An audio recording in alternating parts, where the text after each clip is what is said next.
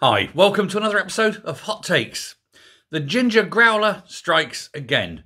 That towering genius that is Angela Rayner and her proposals to, quote, make work pay, have been basically blasted by businesses across the country. More and more businesses, 2/3 in fact, think that trading will basically crash. It will get worse over the next 5 years, the length of term of this Labour government, if we're unlucky enough. They say it's bad for trading. People aren't trading in the UK. People aren't trading with the UK.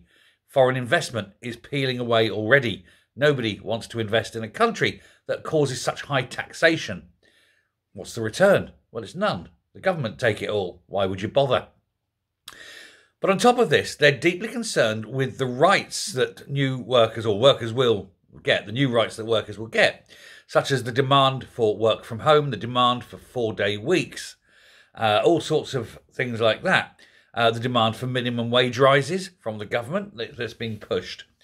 They want more workers representative on boards, again, politicising businesses rather than letting businesses get on with investing, making money, making profits, reinvesting those funds, and so forth. Now, you're going to have a political officer, effectively, monitoring every sort of large-sized company to make sure that there's suitable people who are not skilled in the decision-making process being included in the decision-making process. Weird, isn't it? It's almost Marxist, one would think. But all these companies are sitting there and they're very, very worried.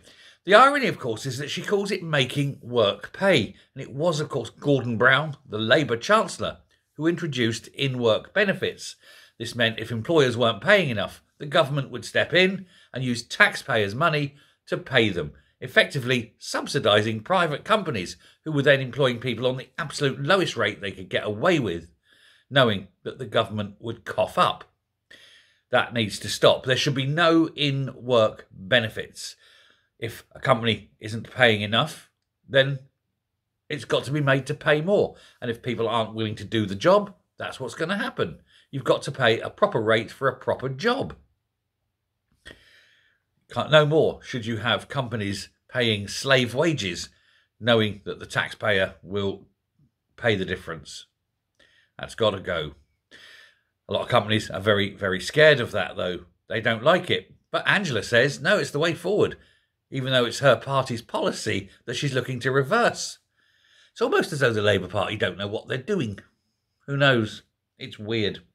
But a survey amongst Britain's companies has said that they are very despondent, they're very low, they're very pessimistic about the future, and they say that many are already considering either downsizing the business, getting rid of people, or, in some cases, moving the business abroad in order to take advantage of other favourable rates of tax.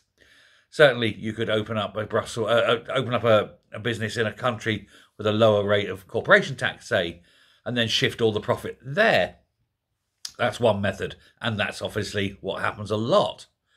And therefore, the government not only don't get all the increase in tax that they need, they don't even get the basics that they are already getting. That will go as well. This country is being run by morons, economically illiterate morons.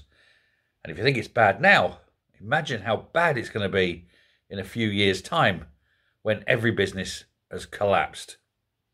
Thanks a lot. Bye.